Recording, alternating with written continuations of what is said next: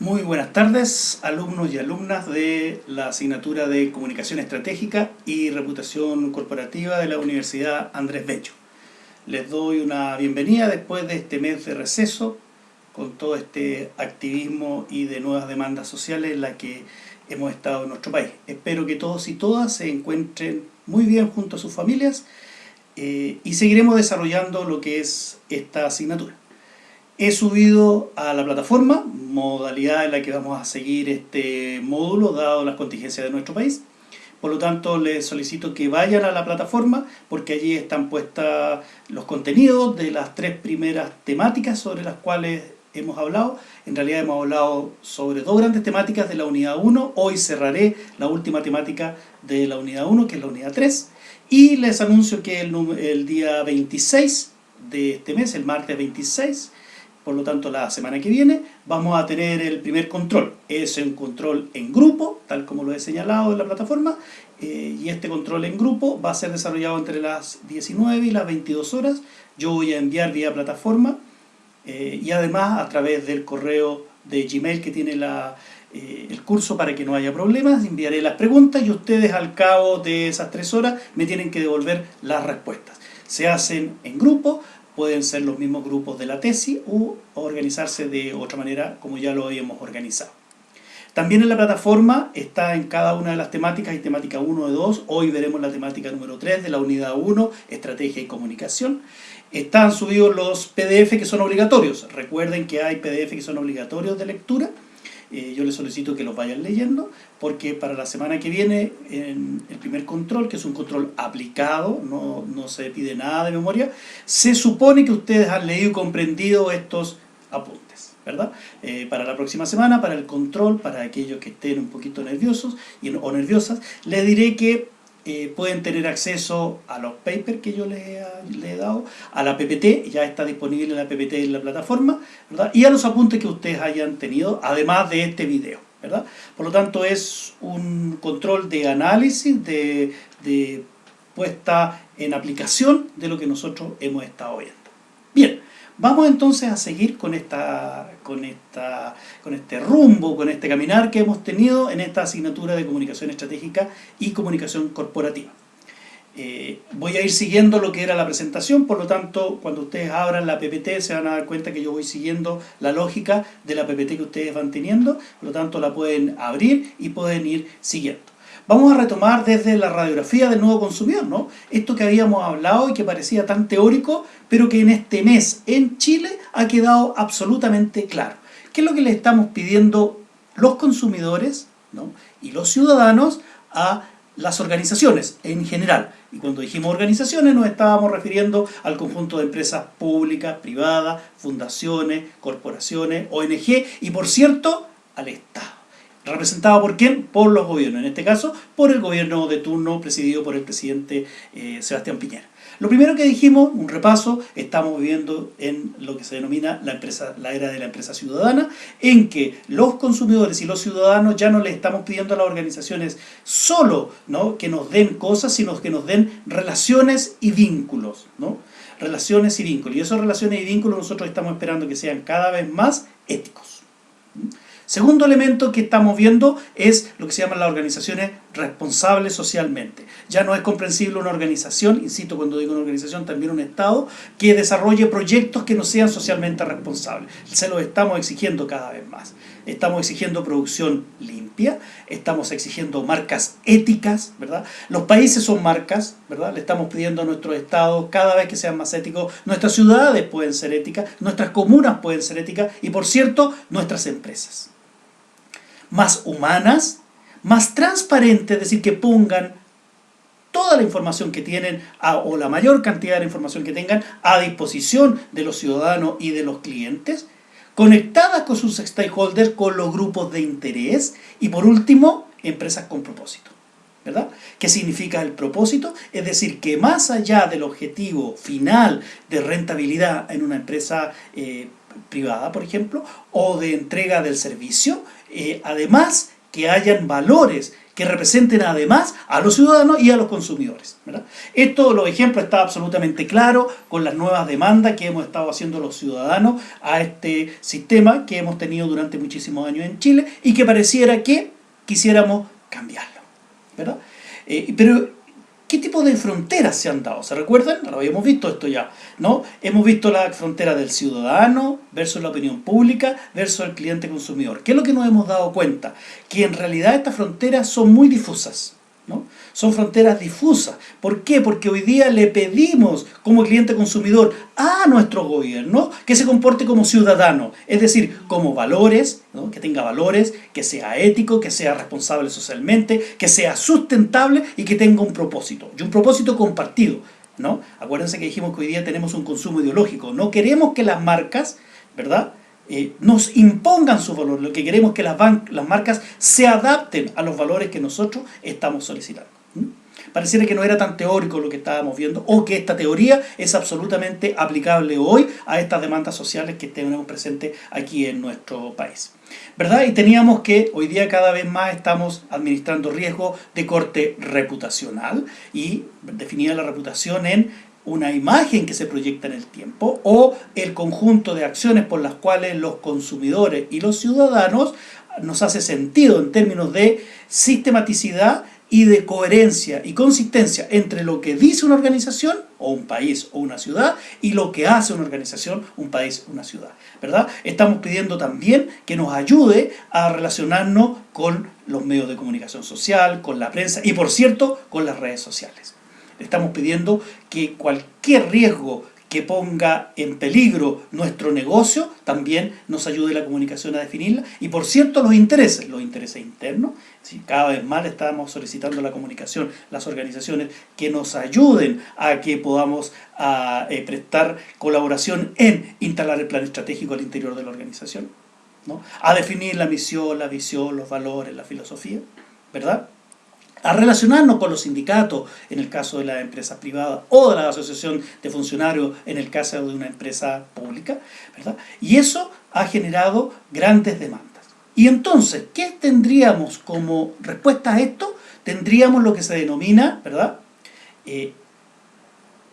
la comunicación estratégica. ¿Y a qué se refiere la comunicación estratégica? Sería una práctica, ¿no?, de acuerdo a Tirón y Cavallo, que tiene como objeto convertir el vínculo de las organizaciones con su entorno cultural, social y político en una relación armoniosa y positiva desde el punto de vista de ¿quién? De sus objetivos y de sus intereses. Es decir, cómo yo soy capaz de relacionarme con mis grupos de interés, ¿verdad?, para lograr que tanto mis objetivos se cumplan, pero para que mis objetivos comerciales, en el caso de una empresa privada con fines de lucro, o también sociales, en el caso de una ONG o de una fundación, o sociales también y del Estado, ¿verdad?, tengan relación y coherencia entre lo que yo estoy dando y lo que los grupos de interés me están demandando. Por otro lado, para Manucci sería un planteamiento, en este planteamiento de comunicación estratégica, no habría un emisor y un receptor, dice él, controlando los mensajes de un receptor, sino que serían actores intercambiando símbolos y percepciones, ¿no? Simple. Por lo tanto, hoy día ya no hablamos de emisor y de receptor. ¿Se acuerdan que lo habíamos visto en el modelo sociocomunicacional? Estamos hablando de actores que intercambian significados, símbolos, ¿verdad? Y muchas veces mis significados y mis símbolos no son iguales a tus significados y tus símbolos. Por lo tanto, el ejemplo que les podría dar es la decisión que se ha dado hoy entre las demandas sociales y la respuesta de nuestro gobierno, ¿verdad? Que pareciera que había una decisión y que tiene que cambiar a partir de ¿qué? De las demandas que los grupos de interés están haciendo, y en este caso están casi imponiendo, ¿no? ¿A partir de qué? De protestas, ¿verdad?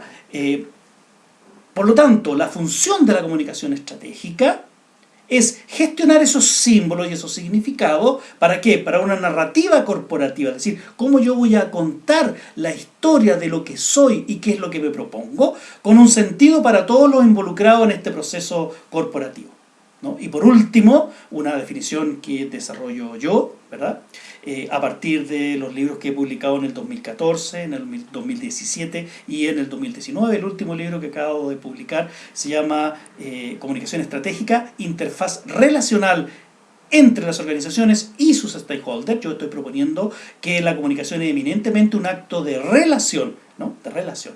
Por lo tanto, yo diría que la comunicación estratégica es una red de relaciones y vínculos, es decir, de elementos afectivos, cognitivos y experienciales que se dan en el tiempo, que una organización establece con su audiencia estratégica, es decir, con estos grupos con los cuales me quiero comunicar, y que son significados acorde ¿qué? A mis intereses del negocio o de mi hacer central, ¿verdad?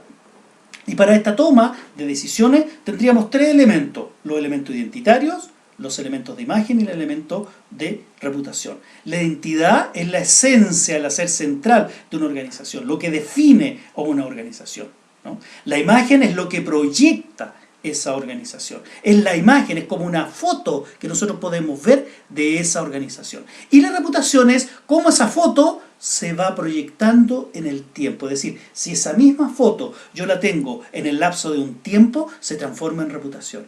La reputación, por lo tanto, es eminentemente el fruto del grado de coherencia que hay entre los objetivos que yo tengo como stakeholders y el grado de cumplimiento de esos objetivos de las organizaciones. Por lo tanto, allí ustedes como administradores, ingenieros comerciales e ingenieras comerciales tienen mucho que hacer, porque la gestión es lo que refleja si realmente lo que yo digo en mi filosofía, en mi misión y mi visión se hace carne o no, ¿no?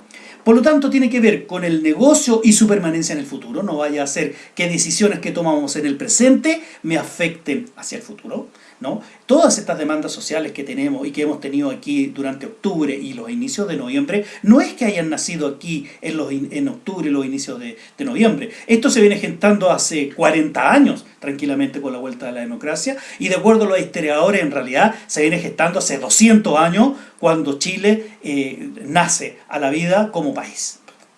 Y por último, la comunicación estratégica se centra en cómo nosotros somos capaces de gestionar, primero de definir y luego de gestionar significados en quién, en las audiencias estratégicas. Y para esto entonces, para prever esta estrategia, debiéramos prever horizontes múltiples, es decir, si nosotros diseñamos, hacemos o no hacemos, ¿qué horizontes van a poder estar en el futuro? Dos, ¿cuáles son los escenarios futuros? ¿Verdad? Si nosotros hacemos o no hacemos, piensen ustedes en las demandas sociales. Si sacamos a la calle o no sacamos a la calle a la fuerza pública, ¿qué va a pasar o qué podría no pasar? Por lo tanto, ¿cuáles son los escenarios si nosotros sacamos o no sacamos a la policía a la calle? ¿Verdad? ¿Qué es lo que pasa en el caso de una empresa? Si un producto tiene o no tiene calidad, si yo lanzo un producto que no está totalmente terminado y que no va a responder a las necesidades de mis clientes, debería yo plantear esos escenarios. Tercero, crear y descubrir nuevas formas de conexión. ¿Cómo es que yo me puedo conectar con las audiencias que a mí me interesan? Y por último, ¿verdad? Por último, focalizar en cómo llegar al otro y a los otros, ¿verdad? Y aquí entonces tiene que ver en el cómo, finalmente. Y entonces nace una figura que se denomina el director o la directora de comunicación. Es una figura que nace en Europa, ¿verdad? Y que es una persona, ojo, una persona, esto no está ligado única y exclusivamente a periodistas, comunicadores, diseñadores, sino que pues una persona es un profesional o una profesional que tiene competencias. ¿Para qué? Para coordinar todas las formas y recursos de comunicación para proyectar un mensaje único, una única voz y una única imagen ante mis audiencias estratégicas. En este sentido, no existiría o no debiera existir una comunicación interna hacia adentro y otra comunicación externa hacia afuera. La comunicación es una, única, está al centro, se focaliza hacia adentro y se focaliza hacia afuera, pero no puede ser diferente la comunicación interna de la comunicación externa, ¿verdad? Esto nace en la Asociación de Directores de Grandes Empresas de Comunicación en Francia en 1980, es desarrollada a partir de 1993 en España por la Asociación de Directivos de Comunicación de DIRCOM, que crean ellos. Ustedes pueden ir a ver, si quieren, www.dircom.org o .es, y van a ver cómo se han asociado en España los directores de empresas de comunicación y ponen a disposición un conjunto de herramientas paper, libros, experiencia, etc., ¿no? Por lo tanto, pasa la comunicación de un rol eminentemente táctico anclado solo en el hacer, en el escribir, en organizar eventos, en hacer diarios murales, a uno estratégico avanzado en el pensar, ¿verdad? En el pensar. Por lo tanto, hoy la comunicación estratégica integra la visión del pensamiento estratégico y la visión de la acción estratégica. ¿Y cuál sería este rol de la o el director? Por lo tanto, dirigir estratégicamente la comunicación, por lo tanto, trabaja con el mix de la comunicación hacia adentro y hacia afuera.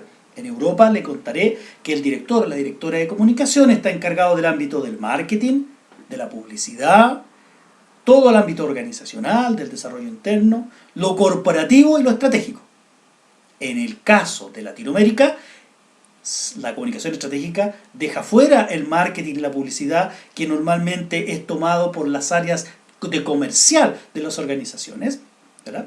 Y se centra en Latinoamérica en el campo organizacional, en el campo corporativo y en el campo estratégico. Por otro lado, los estadounidenses, yo les había contado en nuestras clases que hay una pugna entre Estados Unidos y Europa, ¿verdad?, por ganar la competitividad y por ganar la hegemonía del poder. Bueno, Estados Unidos no iba a dejar que Europa instalara su concepto de DIRCOM. ¿Y qué es lo que hizo? Generó lo que se denominó el CCO, el Chief Communication Officer, ¿no? Entonces ellos no lo llamarán DIRCOM, le llaman CCO, es decir, Chief Communication Officer, ¿verdad? ¿Y qué hace nada más y nada menos que lo mismo que el DIRCOM?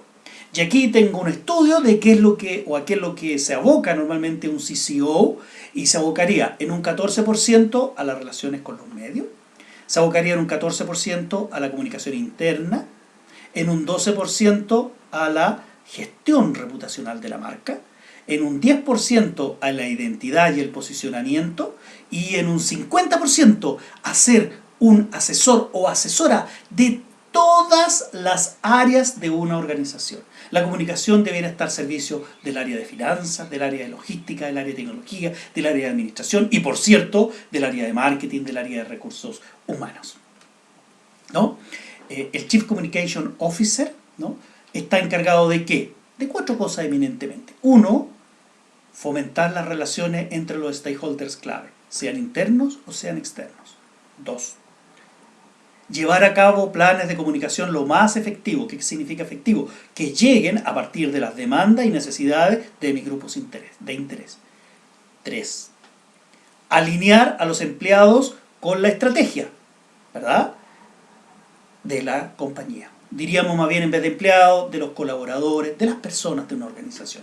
Y 4, ¿verdad?, ser un asesor de confianza del CEO, ¿no?, del Chief Executive Organization, es decir, del number one o del número 1 de la organización. ¿Por qué? Porque la comunicación no es solo información, es cómo yo me establezco relaciones de significación con mis grupos de interés. ¿Y qué más estratégico que eso?, ¿verdad? Veamos un poquito algo acerca de los stakeholders, ¿verdad? ¿Qué es lo que es un stakeholder? Son grupos o instituciones que se encuentran directa o indirectamente involucrados ¿con qué? Con las actividades o productos o servicios de una organización y tienen el potencial de influir notablemente en su rendimiento, ¿verdad? Por lo tanto, existen grupos de interés internos y existen grupos de interés externos, ¿verdad? Y en los grupos de interés internos podremos decir el conjunto de capital humano, los mandos medios, el directorio, ¿verdad? Puede ser la gerencia, pueden ser los accionistas junto con el directorio, etc., ¿no? Y a nivel externo, bueno, tenemos múltiples grupos de interés. Por cierto, los clientes, uno de los grupos de interés. Los competidores, otro grupo de interés. Por ejemplo, la opinión pública, que está tan de moda hoy en día con las protestas y las movilizaciones sociales. Por cierto, los medios de comunicación, las redes sociales, ¿verdad? ¿Qué pasa con las redes sociales? Son un grupo de interés. ¿Cómo nosotros vamos a salir a comunicar lo que nosotros queremos que piensen, sientan y digan de nosotros? Vuelvo a repetir, piensen, sientan y digan de nosotros, ¿verdad? El poder ejecutivo, el legislativo, no vaya a ser que nos saquen por ejemplo, que nos saquen una ley que nos perjudique como gremio o como organización, ¿verdad? Existen múltiples actores y a eso se le denomina mapa de stakeholders. Lo que yo debería hacer entonces en una organización es definir mi mapa de stakeholder, de conjunto de personas que pueden incidir directa o indirectamente en el desempeño, en el desarrollo de mi ser central en la organización en la que estoy. Y estos stakeholders son internos y externos. Y de ahí entonces hay una matriz que ustedes deberían ir a verla a la PPT, ¿verdad? Y que pone en dos ejes, en un eje el poder y en otro eje el interés. El poder tiene que ver con el poder que tienen mis stakeholders con relación a mí. Y el interés es el interés que yo tengo con relación a mis stakeholders. Y entonces, si tiene bajo poder y bajo interés, ¿verdad? Yo lo que tengo que hacer es monitorear nada más, ¿no? Si tiene un alto poder, ¿verdad? Y bajo interés, lo que yo debería hacer es mantenerlos satisfechos. Alto poder, por ejemplo, el Congreso. Si tiene alto interés y bajo poder, lo que yo tengo que hacer es mantenerlo informado y trabajar con ellos porque a mí me interesa, ¿verdad? Por ejemplo, lo que yo les decía, por ejemplo, en el caso de los sindicatos o de las personas no sindicalizadas. Las personas de no sindicalizadas en muchas organizaciones tienen un bajo poder porque no tienen mucho poder de negociación, pero un alto interés en muchas ocasiones porque las organizaciones quisieran que le hiciera el contrapeso al sindicato, ¿verdad? ¿Dónde está, por ejemplo, la lógica del sindicato? De acuerdo a mí, debería estar en un alto poder, sobre todo para el tiempo de la negociación, pero también debería ser de alto interés para mí, ¿verdad? Entonces tenemos 4 cuadrantes que se generan si tiene alto o bajo poder y si tiene alto o bajo interés, y yo podría ir organizando mis grupos de interés en estos diferentes cuadrantes, ¿verdad? Y entonces vamos a concentrarnos, ya que hemos hablado tanto hacia afuera, vamos a concentrarnos un poquito hacia adentro de las organizaciones, porque la comunicación también puede ser estratégica hacia el interior de una organización.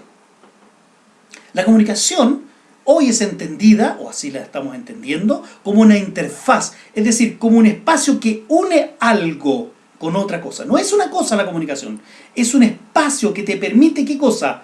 Conectar personas con la estrategia.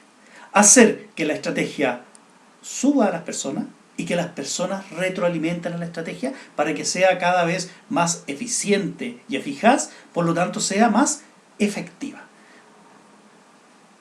La comunicación interna lo que pretende es hacer que las personas se relacionen al interior de una organización. No es solo un flujo informativo. La comunicación interna lo que debería hacer es que las personas se relacionen internamente, se conecten los diferentes grupos al interior de una organización. Y para eso es necesario una competencia esencial que se denomina empatías, sentimiento, en el sentimiento del otro, la capacidad de ponerme en los zapatos del otro, de sentir lo que siente el otro, ¿verdad? Si yo soy capaz de hacer eso, me permite relacionarme y conectarme con los otros. ¿Y quiénes? Personas con personas, uno a uno, Raúl con Cristian, Raúl con Cristina, Glenda, Cristina y Raúl, un grupo, ¿verdad? En la organización, es decir, esta coordinación de conjuntos de grupos, y en la sociedad, porque una organización, si bien es cierto, comunica hacia adentro, pero no puede estar sin conexión con su entorno, porque su entorno también la define. Ya podríamos llamarle entorno o podríamos llamarle, como algunos le dicen, mercado, ¿verdad? Y ese tipo de relación, uno a uno, se denomina diádica, ¿verdad? Y la relación grupal es una relación de múltiples relaciones diádicas. Luego la relación organizacional es la relación de los diferentes grupos, y la relación social es la relación de mi organización para instalar mi mensaje en la sociedad. Ustedes comprenderán de que cada uno de estos grupos o personas o tipos de relaciones tiene un objetivo. Yo en una organización tengo un objetivo específico, pero mi grupo, que puede ser mi área, ¿no?, o mi departamento, también tiene un objetivo. Y mi organización, que puede ser mi empresa, mi fundación, mi corporación, el Estado, también tiene un objetivo o un conjunto de objetivos. Y finalmente la sociedad también tiene un conjunto de objetivos. Por lo tanto, hay que alinear este conjunto de objetivos al interior de una organización. Y eso genera lo que se denomina una complejidad de la relación. ¿Qué es lo que es una complejidad de la relación? Que hay múltiples actores al interior de una organización que generan dinámicas de interacción. Y es justamente la dinámica de esa interacción la que genera la mayor o menor complejidad. Si yo genero una dinámica positiva, propositiva, participativa, colaborativa, lo más seguro es que no sea una relación de complejidad. Pero si yo genero una relación de poder, autoritaria, lo más seguro es que pueda generar mayores problemas, ¿no? Ahora, eso no significa que siempre la participación sea excelente y que siempre el autoritarismo sea negativo. Va a depender del tipo de grupo y del tipo de gestión. Me explico. Cuando Bielsa llega a la selección nacional, él no aplica participación absoluta. Él aplica dirección clara y concreta.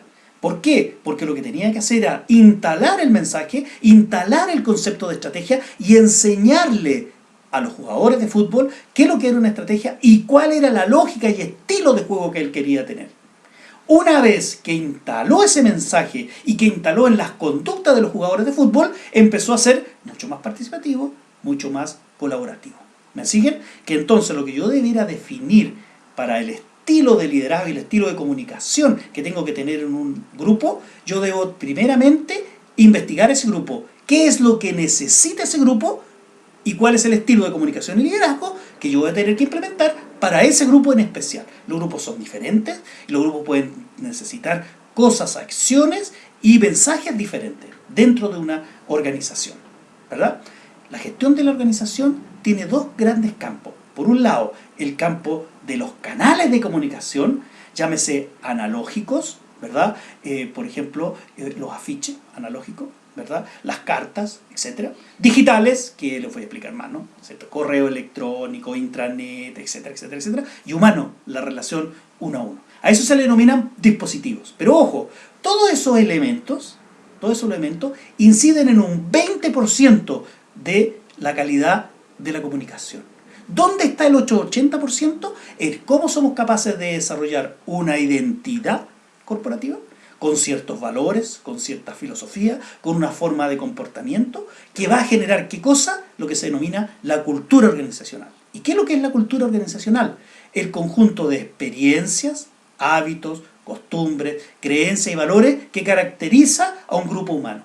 Las organizaciones funcionan mucho por creencias, ¿no? Les parecen ciertas cosas, se cree que no se pueden cambiar ciertas cosas, se cree que no se pueden hacer ciertas cosas, ¿verdad? Y lo que hay que hacer es, para el cambio cultural, cambiar esas creencias a partir de comportamiento. Lo que yo les había hablado en la clase tenía que ver con que cuando uno quiera ver la cultura y observar la cultura, no debe preguntarle a las personas qué piensan.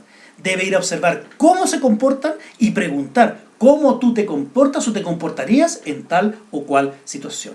Recuerden, por lo tanto, que el 80% del peso cuando yo quiero trabajar con la comunicación tiene que ver con la identidad y la cultura de una organización. Y tan solo el 20% con los canales o dispositivos, ¿verdad? Y la identidad, entonces, ¿cómo se construye la identidad? A partir de elementos simbólicos, de emociones y experiencias.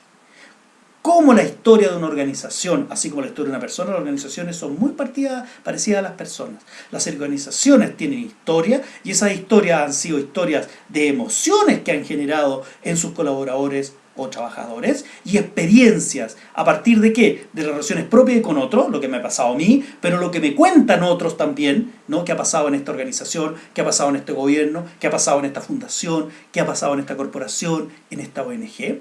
Pero también las experiencias que yo he tenido. ¿A partir de qué? De las interacciones. Por lo tanto, es esencial desarrollar, cuando uno quiere trabajar la identidad, la historia, la ética, cuáles son los valores que vamos a declarar, pero también a trabajar y a cumplir. Y por último, cuál va a ser la filosofía de trabajo que yo voy a tratar de instalar en la organización. Y en ese sentido, ¿no? La esencia para trabajar identidad y cultura tiene que ver con las actitudes, porque la actitud es lo que me mueve a la acción. ¿Y qué deberíamos saber con relación al cambio y a las actitudes? 4 elementos esenciales. Primero, el cambio va desde mí hacia los otros. Cuando yo cambio, también incido y hago que los demás cambien. Y los seres humanos, ¿qué es lo que hacemos constantemente? Es tratar de que el otro cambie. Si tú cambias, yo cambio. No, debería ser al revés. Cuando yo cambio, con mi conducta, con mi forma de decir, de comportar, hago que los demás cambien. Segundo, el cambio va primero arriba y luego abajo. Es decir, es muy difícil que la dirección de una organización no cambie y haga que cambien los demás. Eso va a generar inconsistencia. Cuando usted quiera un cambio, parta haciéndolo desde arriba hacia abajo. Va a ver cómo va a ser mucho más fácil. Tercero, la comunicación para el cambio es forma y contenido. No es solo contenido, no es solo lo que yo digo, sino que es cómo lo digo. El 75% de la incidencia en la comunicación tiene que ver en cómo lo digo y no qué es lo que digo. El contenido es relevante, pero no es lo más importante. La forma es tremendamente importante. Y la consistencia entre el discurso y la acción, que es lo que genera finalmente la reputación, fíjense ustedes, si yo digo y hago lo que y soy consistente y congruente, es decir, consistente en el discurso que digo y congruente entre lo que digo y hago, aquello es el factor de éxito para una buena comunicación. Constantemente los grupos nos están evaluando. Lo están evaluando sus hermanos, lo están evaluando sus pololas, lo están evaluando sus padres en términos familiares, pero también en términos comunicacionales. Dentro de la organización, si usted es jefe, lo está evaluando la gente que está debajo de usted, no solo su jefe. Esta es una evaluación igual como la evaluación en recursos humanos en 360. ¿No? Los seres humanos siempre estamos evaluando la consistencia y la coherencia de los demás. ¿No? Y si ustedes pueden ver, ¿no? Cuando vayan a la PPT, hay un estudio muy interesante que les traje, que a mí me pareció muy interesante, que es de líderes en Latinoamérica, que lo hace DNA Human Capital, ¿verdad? Y lo hizo en el 2018. ¿Y qué es lo que dice? Dice que cuáles son las mayores falencias o faltas que tienen los líderes en Latinoamérica. Fíjense que con un 65% de falencia, lo que más les falta a los líderes en Chile es empatía. Fíjense, habíamos dicho que la empatía era esencial para la comunicación. Y 2, comunicación. Los dos elementos más altos. Empatía, un 65% no tiene empatía de los líderes en Chile y un 58% no tiene empatía de los líderes en Chile, ¿verdad? En Perú, por ejemplo, lo que más están necesitando es no sabe delegar en Perú y falta de ejecución. En Colombia, ¿en qué fallan los líderes? Fallan en falta de ejecución y en que no saben delegar. Y en Brasil, ¿en qué fallan? Fallan en la falta de educación y en la falta de definición estratégica. Pero fíjense que los chilenos, en lo que más fallamos, si usted quiere ser un buen líder, es en empatía y comunicación. ¿Verdad? Por último, ¿qué importancia le brindan? ¿Verdad? Estoy mirando el gráfico que dice que qué importancia le brinda a las cualidades base que debe tener un líder. Por supuesto, la mayor fuerza la tiene empatía y comunicación, ¿verdad? Fíjense que un 71% considera determinante la personalidad del jefe a la hora de pensar en cambiar de trabajo. Fíjense que aquello que decían, que las personas pareciera que no solo dejamos el trabajo, sino que dejamos a malos jefes, pareciera que fuera importante. En un 71% dice que considera determinante la personalidad de tu jefe a la hora de pensar en cambiarte o no de trabajo. Es decir, si tú tienes un buen jefe o jefa, tenderías mucho más a quedarte que si tuvieras una mala jefa o jefe, ¿verdad? ¿Y cuáles son las cualidades que más, fíjense, que más se valora en este mismo estudio? Obviamente, la empatía y la comunicación. Es decir, lo que más nos falta es lo más valorado. Por lo tanto, si usted quiere ser un buen líder, y si ha estudiado ingeniería comercial, por cierto que usted dirigirá organizaciones, y se lo doy firmado, necesita desarrollar, ¿qué cosa? Liderazgo y empatía, porque lo más débil que tenemos hoy día es el liderazgo. ¿Y qué es lo más valorado por los trabajadores? Empatía y liderazgo. Fíjense ustedes hacia dónde debiéramos ir. Bien, para finalizar, quisiera finalizar esta primera unidad de estrategia y comunicación con una frase de Charles Handy que dice que el secreto del equilibrio en tiempos de paradoja y enormes cambios es permitir que el pasado y el futuro coexistan. No se trata de borrar el pasado, no podemos borrar el pasado. El pasado es constitutivo de los seres humanos, de las organizaciones y de la sociedad. No lo podemos borrar. Lo que podemos hacer es tratar de que coexistan. Tiene que ser parte de nuestra identidad, parte de nuestro aprendizaje, parte de nuestra mejora comunicacional. Bien, hemos terminado la unidad 1, comunicación y estrategia. Si algún alumno o alumna tiene alguna duda, no, valga la redundancia, no dude en ponerme un correo, puede escribirme a mi correo institucional, ¿verdad?, de la UNAV, o también puede inscribirme al correo que yo he puesto, que es raheche@hotmail.com. Lo tienen ustedes porque yo les he mandado material por ahí. No tienen más que ponerme una consulta y yo estaré constantemente conectado para responder las consultas. Y dado que le he tomado cariño a este curso, voy a hacer algo que no debiera hacer, pero por favor trátenlo con mucha sobriedad. Les voy a dejar mi número telefónico, de manera de que si alguien está muy urgido o urgida, me pueda poner un WhatsApp o me pueda llamar por celular. Le pido por favor a todos y a todas que guardemos la cierta... ¿cómo decirlo? Es que no llamen mucho, ¿verdad? Que solo llamen si tienen alguna cosa muy importante. Y mi número es el 998711916. 998711916. Por lo tanto, tenemos todos los canales posibles.